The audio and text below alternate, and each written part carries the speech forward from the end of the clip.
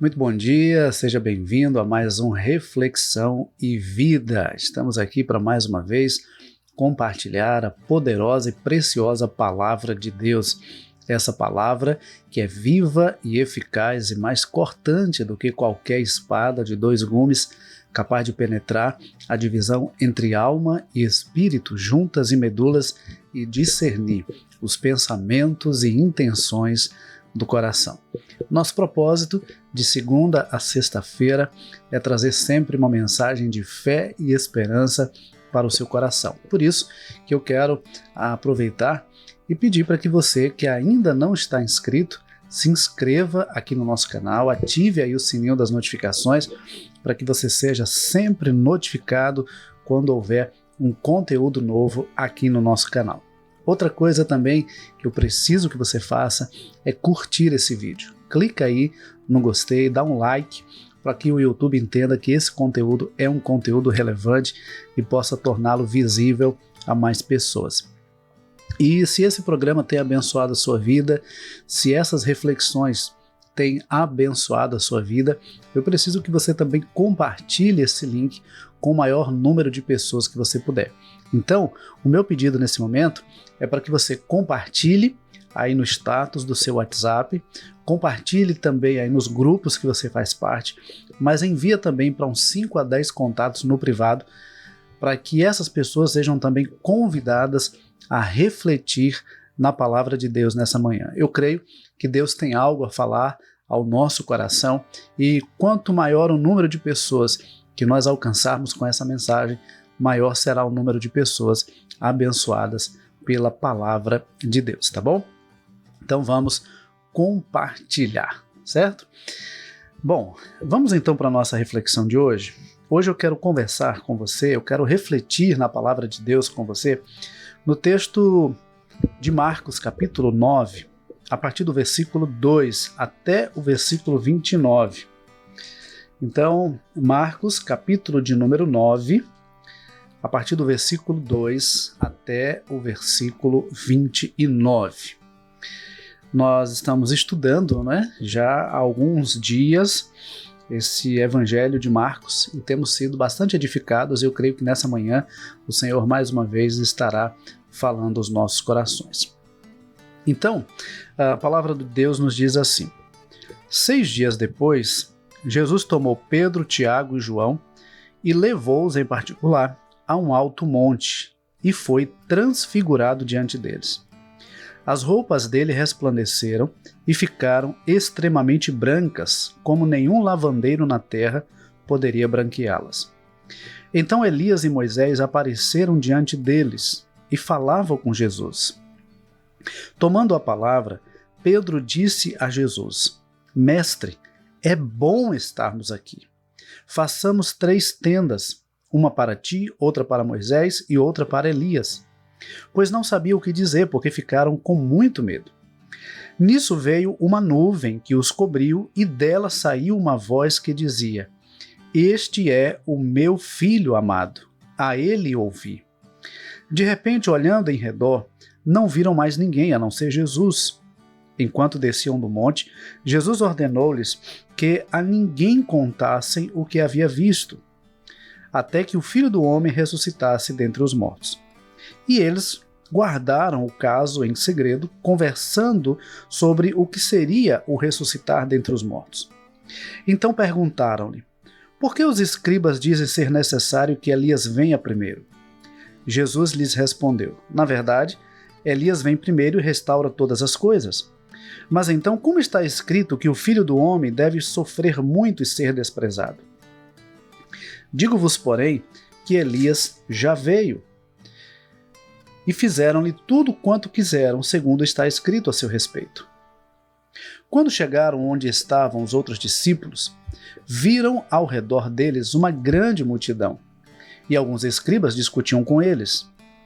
E logo toda a multidão, vendo Jesus, ficou muito surpresa, e todos corriam na direção dele e o cumprimentaram.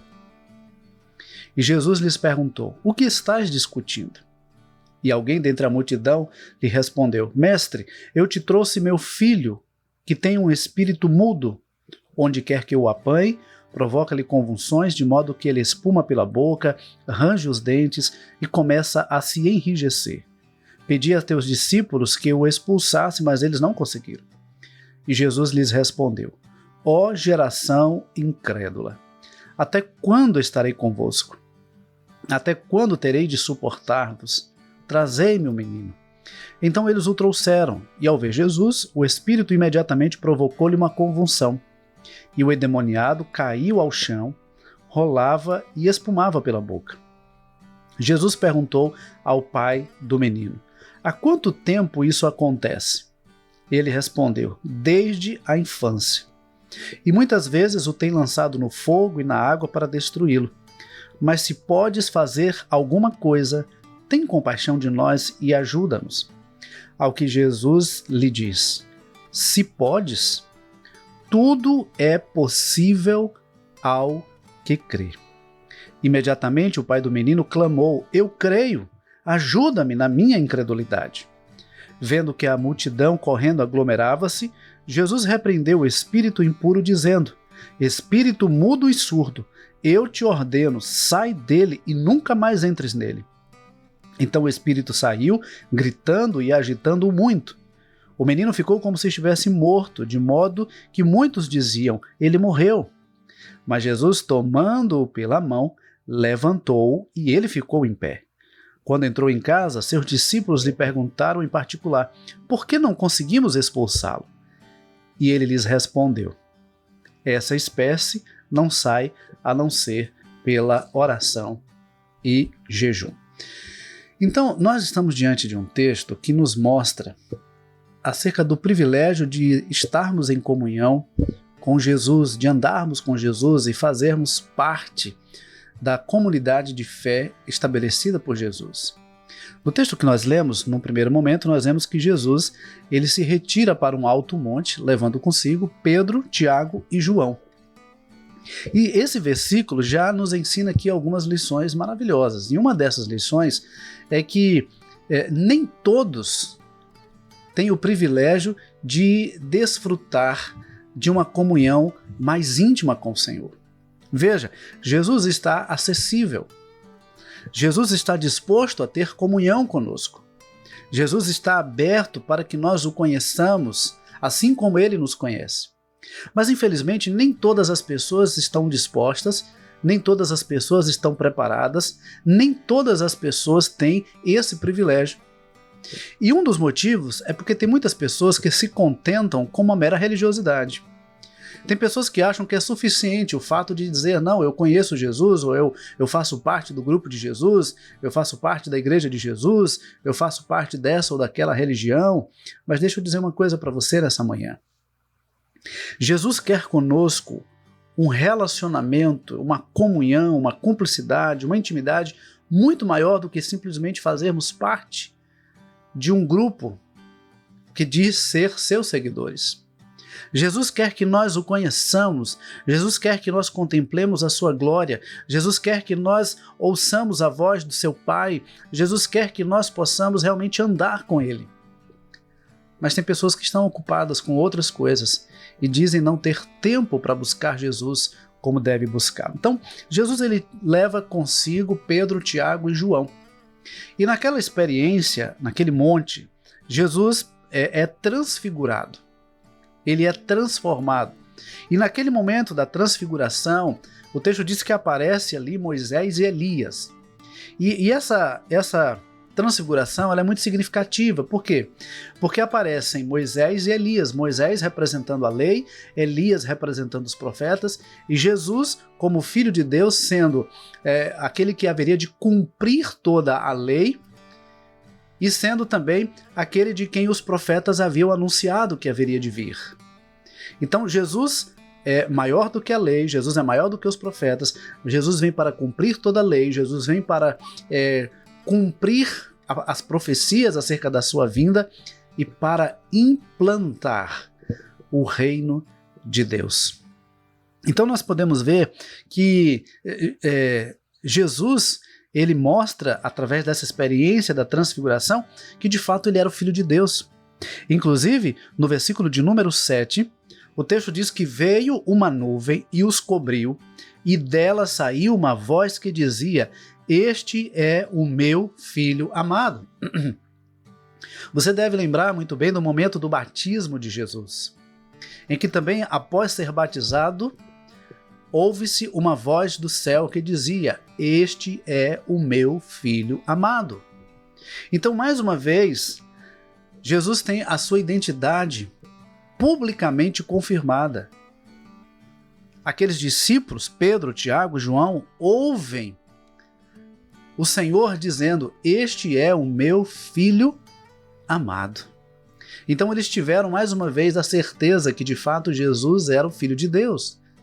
Então, aquele que anda com Jesus, aquele que está perto de Jesus, aquele que caminha com Jesus, aquele que tem Jesus no seu dia a dia, tem o privilégio de conhecer os mistérios do reino de Deus.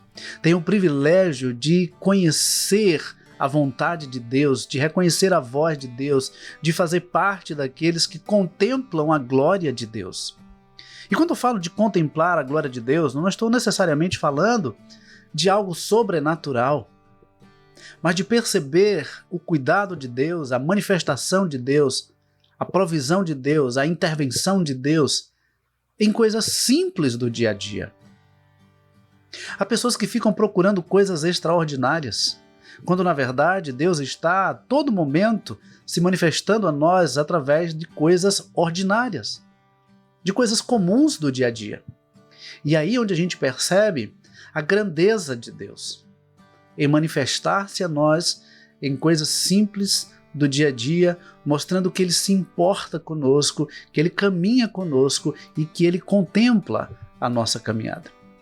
Então, nós precisamos nos aproximar mais de Deus. Para que nós possamos experimentar mais de Deus, nós precisamos nos aproximar mais de Deus. Nós não podemos perder a oportunidade de estar perto de Deus.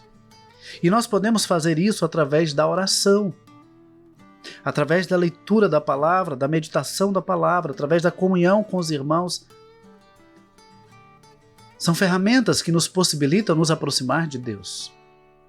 E eu quero então perguntar para você nessa manhã qual foi a última vez que você dedicou tempo do seu dia para orar, para buscar ao Senhor, para entender a vontade do Senhor, para meditar na palavra do Senhor. Qual foi a última vez que você fez isso?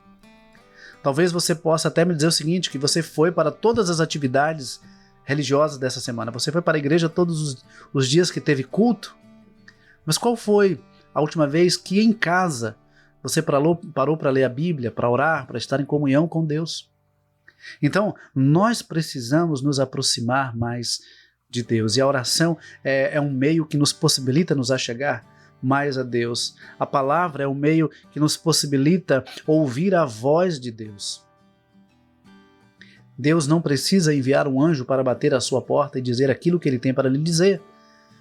Porque aquilo que Deus tem para lhe dizer, Ele já deixou registrado em sua palavra. Então o que nós precisamos é nos aproximar mais de Deus através da oração e buscar mais a Deus através da palavra, conhecer mais a vontade de Deus através da palavra. Mas uma outra coisa que nós aprendemos e podemos aprender nesse texto é que nós precisamos aprender a permanecer diante de Deus. Os versículos 5 a 7 nos diz que, tomando a palavra, Pedro disse a Jesus: Mestre, é bom estarmos aqui. Façamos 3 tendas, uma para ti, outra para Moisés e outra para Elias, pois não sabia o que dizer, porque ficaram com muito medo. Nisso veio uma nuvem que os cobriu, e saiu dela uma voz que dizia: Este é o meu filho amado, a ele ouvi. Então veja, Pedro, ele toma a palavra e diz: Senhor, é maravilhoso estar aqui, é bom estar aqui. E de fato, queridos, é bom estar na presença de Deus. Mas deixa eu dizer uma coisa para você, melhor do que estar na presença de Deus é viver na presença de Deus. Porque esse estar parece algo momentâneo. Eu estou agora, mas daqui a pouco não estou. Mas viver é diferente. Viver na presença de Deus é ter um estilo de vida pautado na vontade de Deus. Viver na presença de Deus é ter um estilo de vida conduzido pelo próprio Deus. viver na presença de Deus é entender que em todos os lugares Deus está conosco, onde quer que nós estejamos. O Salmo 139 é fantástico, porque o salmista fala justamente sobre isso. Para onde quer que nós formos, ali o Senhor estará conosco. Então, nós precisamos aprender a permanecer diante de Deus. Isso nos ensina sobre perseverança. Tem muitas pessoas que não perseveram. Há pessoas que começam a buscar ao Senhor, há pessoas que demonstram interesse em buscar a Deus, começam buscando a Deus, mas não perseveram. E o próprio Senhor Jesus, ele nos ensina na sua palavra que aquele que perseverar até o fim será salvo. E a ideia desse texto, em Mateus 24:13, não é que aquele que perseverar até o fim receberá como recompensa a salvação, mas aquele que foi salvo, esse irá perseverar até o fim. Então, a perseverança é uma das características de quem foi salvo por Cristo Jesus. Então, se você entende que realmente é salvo por Cristo Jesus, você precisa aprender a perseverar diante de Deus. Perseverar na caminhada cristã. Mesmo que em alguns momentos venham lutas, adversidades, dificuldades que tentem lhe abater, lhe desanimar, mas aí nós precisamos lembrar daquilo que nos diz o escritor aos Hebreus, que nós devemos olhar firmemente para Cristo, o autor e consumador da nossa fé. E quando nós olhamos para Cristo, o autor e consumador da nossa fé, quando nós olhamos para Cristo, aquele que se sacrificou por nós, então nós perseveramos na caminhada cristã. Mas há uma outra lição que nós podemos aprender também nesse texto de Marcos 9, a partir do versículo 2. Sabe o que é? É que nós não devemos ficar apenas no estado contemplativo. Tem pessoas que querem ficar o tempo todo ali, naquele estado de contemplação. Nós precisamos ir também ao encontro daqueles que precisam do Senhor. E aí a gente vai ver isso nos versículos 14 a 16, que nos diz assim: quando eles chegaram, onde estavam os outros discípulos, viram ao redor deles uma grande multidão, e alguns escribas discutiam com eles, e logo toda a multidão, vendo Jesus, ficou muito surpresa, e todos correram na direção dele e o cumprimentaram, e Jesus lhes perguntou: o que estáis discutindo? Jesus foi ao encontro daquela multidão. E Jesus foi ao encontro daquilo que era o assunto do momento. Veja que uma grande multidão estava esperando Jesus. E uma grande multidão também está ao nosso redor, esperando que apresentemos Jesus, esperando que falemos sobre Jesus. Há pessoas dentro da sua casa, há pessoas no seu local de trabalho, na sua vizinhança, no seu dia a dia, há pessoas precisando ouvir falar sobre Jesus. Jesus nos ensina que nós devemos pregar o evangelho a toda criatura. A toda criatura, indistintamente. Nós não podemos fazer acepção de pessoas. Nós temos que levar o evangelho, nós temos que levar a mensagem de salvação a todas as pessoas. Então, nós não podemos ficar apenas no estado contemplativo, apenas indo à igreja, apenas participando das atividades culticas da igreja. Nós temos que também falar de Jesus. Falar de Jesus no nosso dia a dia. Testemunhar sobre Jesus, testemunhar da presença de Jesus em nós, para que as pessoas conheçam, para que as pessoas busquem a Jesus, para que as pessoas também amem e sirvam a Jesus. Então nós devemos sair das quatro paredes e ir ao encontro das pessoas. Nós não podemos ser egoístas achando que pelo fato de já conhecermos Jesus, ninguém mais precisa conhecer, ou que nós não precisamos falar dele para ninguém. Um dia alguém falou de Jesus para nós. Um dia alguém falou de Jesus para nós. E para quantas pessoas nós temos falado de Jesus? Quantas pessoas haverão de conhecer Jesus através do nosso testemunho, através da nossa vida, através da nossa evangelização? Então, nós precisamos ir ao encontro daqueles que ainda não conhecem o Senhor. E sabe, queridos, nós precisamos ser também um instrumento de bênção na vida daqueles que estão sofrendo. A gente aprende a partir do versículo 17 que um homem dentre a multidão diz para Jesus o seguinte: Senhor, eu trouxe o meu filho para ser curado. E ele conta então o sofrimento daquele filho, que era possuído por um espírito mudo, que era jogado pelo chão, que convulsionava, que rangia os dentes, que se enrijecia, ora era lançado no fogo, ora era lançado na água, com o objetivo de tentar destruí-lo. E Jesus, vendo o sofrimento daquele homem, se aproxima daquele homem. Aquele homem abre o seu coração para Jesus, fala da sua luta, de tudo que ele estava enfrentando por causa do seu filho, tentando libertá-lo. E ele diz assim para Jesus: olha, Senhor, se o Senhor pode fazer alguma coisa, nos ajuda, porque o negócio está difícil para nós. A situação está complicada. Se tu podes fazer alguma coisa, faça por nós. E interessante que Jesus vira para ele e diz o seguinte: se podes, tudo é possível ao que crer. Tudo é possível ao que crer. O escritor aos Hebreus, no capítulo 11, versículo 6, ele diz que sem fé é impossível agradar a Deus, porque é necessário que aquele que se aproxima de Deus creia que ele existe e que é galardoador daqueles que o buscam. E Jesus então, percebendo o sofrimento daquele homem então clama a Jesus: ó Senhor, tem misericórdia, eu creio que o Senhor pode, ajuda-me na minha incredulidade. E Jesus então repreendeu o espírito impuro que estava na vida do filho daquele homem. E aquele garoto é liberto. E Jesus então muda a história daquela família. Sabe, queridos, nós precisamos ser instrumentos de transformação, instrumento de bênção. Quando nós compartilhamos do amor de Deus, quando nós oramos uns pelos outros, quando nós ajudamos uns aos outros, compartilhando o Evangelho de Cristo Jesus, vidas são alcançadas, vidas são transformadas, vidas são libertas. O problema é que muitas vezes nós queremos ficar apenas no Monte da Transfiguração. Às vezes nós queremos ficar apenas ali, sentados no banco da igreja, vendo um culto acontecer, ouvindo uma palavra, ouvindo uma oração, entoando alguns cânticos ao Senhor, mas isso não é vida cristã. A vida cristã não é só isso. A vida cristã é muito mais que isso. A vida cristã é caminhar com Jesus, é ser como Jesus, é agir como Jesus, é viver como Jesus. É buscar a Deus, é nos aproximar de Deus, é estar em comunhão com Ele. É permanecer na presença do Senhor, é perseverar em Cristo, fazendo Cristo conhecido através da nossa vida e através do nosso testemunho.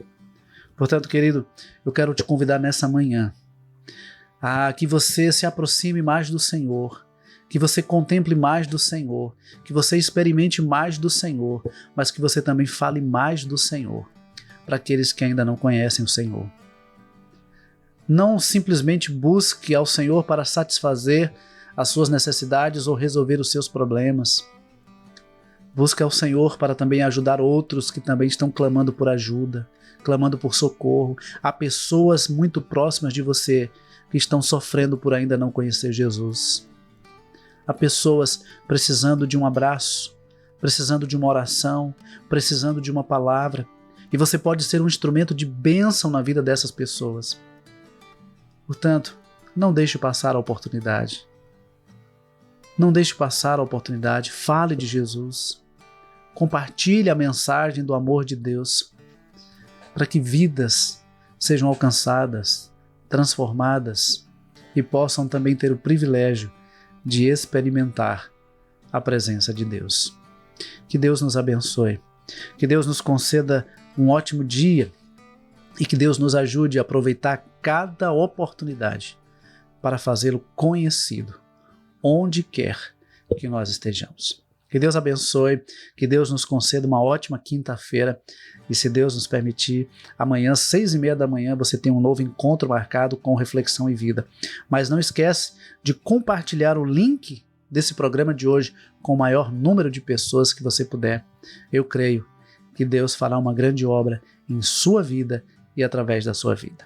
Deus abençoe, um forte abraço e até amanhã, se Deus quiser.